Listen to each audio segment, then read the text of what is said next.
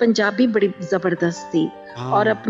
इन्होंने तकरीबन अपने पूरे कैरियर में तकरीबन 7,000 गाने रिकॉर्ड और कई ज़बानों में रिकॉर्ड करवाए होंगे।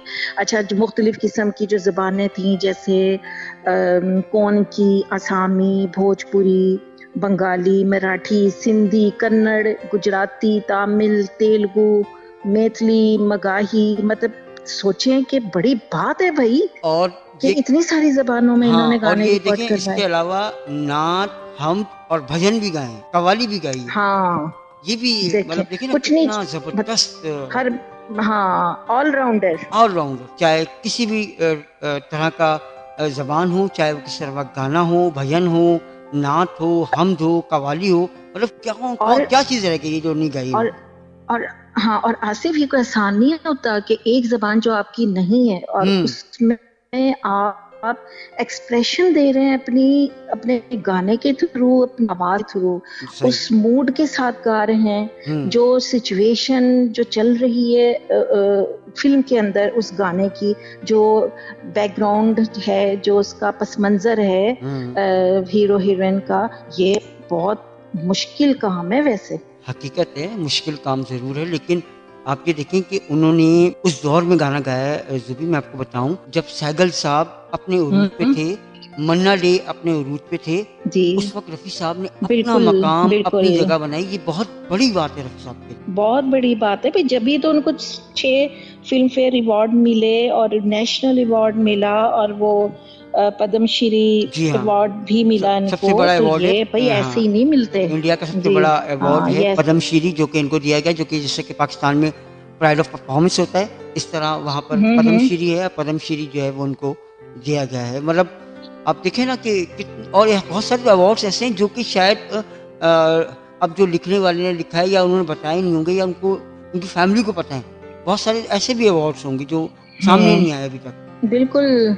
और सबसे बड़ा अवार्ड आसिफ, मुझे लगता है ये दिलों में घर करना, आप किसी की मोहब्बत आपके दिल में, तो यही बहुत बड़ा अवार्ड है। और हम जो इतने याद कर रहे हैं, उनके गाने सुन रहे हैं, उनकी शख्सियत के मुतालिक बात कर रहे हैं, तो ये कितना बड़ा अवार्ड है। एग्जैक्टली, कितने साल गुजर गए। सही बात है, सही बात है।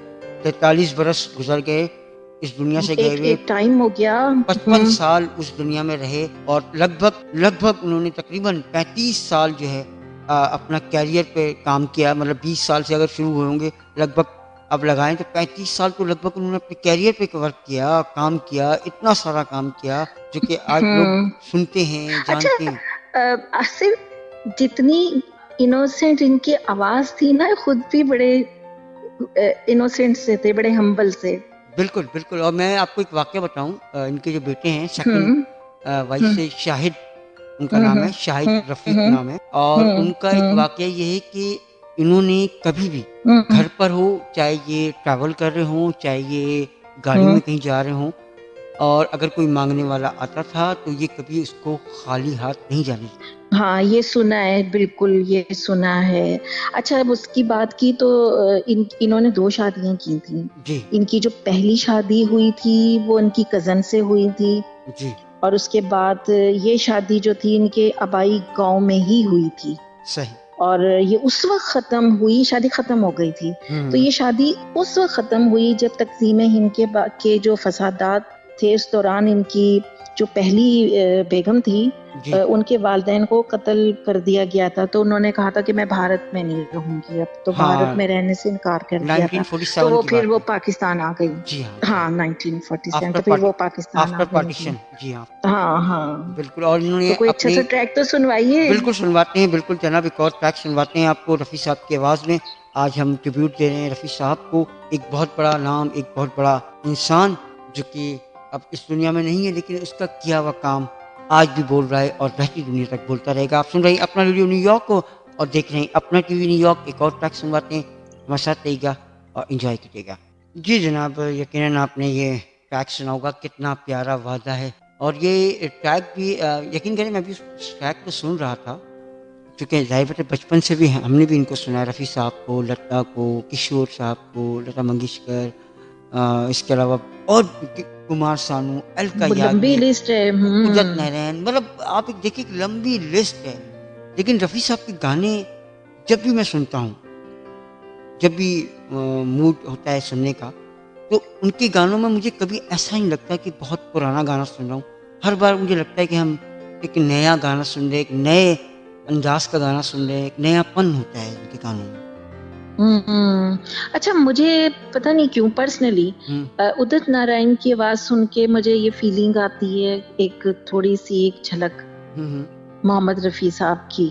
सही। वही कुछ मुझे अब पता नहीं, लेकिन मुझे ऐसा लगता है, वही मुलायमियत, वही बड़ी ना ताजगी सुन के क्योंकि मुझे उदित नारायण की आवाज बहुत पसंद है, मुझे किशोर की बहुत पसंद, और हमारे मोहम्मद रफी साहब की तो क्या कहने। सही बात है, लेकिन जहाँ आपने बात की है ना उदित नारायण साहब की, और उन्होंने अपने एक इंटरव्यू में कहा भी था कि जब वो बॉम्बे गए थे, स्ट्रगल कर रहे थे, तो मज़े की बात ये हाँ कि हाँ शायद आई थिंक मुझे याद पड़ता है, अगर मैं गलत हूँ तो सुनने वाले मुझे करेक्ट कर देंगे, कि रफ़ी साहब से इनकी मुलाकात भी हुई है और एक गाना शायद रफ़ी साहब के साथ भी इन्होंने गाया है, आई थिंक। तो उनके रफ़ी साहब ही अच्छा इनका इनका टारगेट से इनके जहन में था कि उनको रफ़ी साहब ही की तरह गाना गाना है, और ये सोच कर ये अच्छा बॉम्बे आए थे। ये एक किसान के बेटे हैं, उदित नारायण, और अपने गांव से बॉम्बे आए और आकर उन्होंने यहाँ पर स्ट्रगल की, और स्ट्रगल करके आज आप उनकी आवाज़ सुनते हैं। तो रफ़ी साहब कहीं ना कहीं उनके आइडियल रहे हैं। यकीनन रहे होंगे।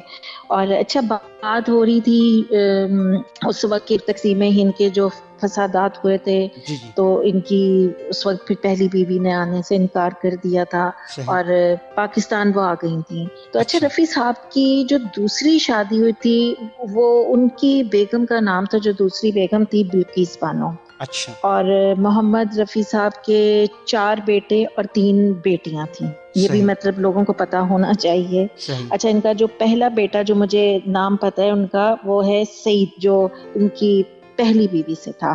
ठीक है। अच्छा, मोहम्मद रफ़ी साहब के बड़े मज़ेदार किस्म के मशागिल थे। अच्छा। मसलन जी। बैडमिंटन खेलना, कैरम खेलना, सही। और बड़ी एक मज़ेदार चीज़, पतंग उड़ाना। हाँ, पतंगबाज थे। और पतंग, और ये पंजाब के लोगों को तो ये पतंगबाजी जो बसंत होती है, तो हम्म। वहां पर तो सही। जश्न होता है कि इवेंट होता है, वो तो हाँ, देगे भी पक रही होती हैं। बसंत बसंत का इवेंट जैसे पाकिस्तान में मनाया जाता है, वहाँ पे भी एक इवेंट होता है, आई थिंक उसका मुझे इस वक्त नाम याद नहीं है।